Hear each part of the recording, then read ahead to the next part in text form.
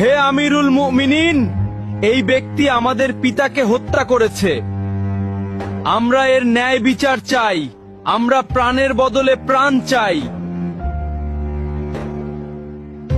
জনাব, অভিযোগ সত্য, তবে আমি খুন করার উদ্দেশ্যে তাকে মারিনি। আমার প্রিয় উটটি তাদের বাগানের পাতা খেয়ে ফেলায় বৃদ্ধ পাথর মেরে উটটিকে হত্যা করেন। আমি রাগে পাগল হয়ে যাই, তাই আমি পাথর ছুঁড়ে মারলে সেটি বৃদ্ধের মাথায় লাগে এবং তিনি মারা যান। আমি ইচ্ছা করে তাকে হত্যা করিনি জনাব। তুমি নিজের ইচ্ছায় হত্যা করো বা না করো, ইসলামের বিধান অনুযায়ী তোমাকে মৃত্যুদণ্ড গ্রহণ করতে হবে।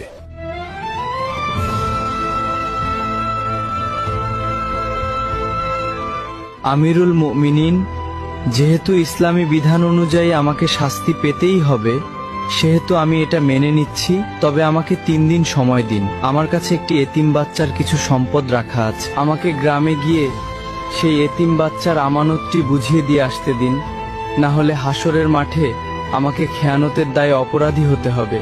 দয়া করে আমার এই আর্জিটা রাখুন জনাব।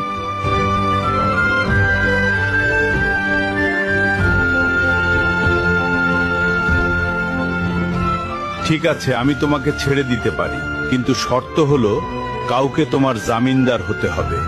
তুমি ফিরে না এলে তাকেই তোমার বদলে মৃত্যুদণ্ড দেওয়া হবে।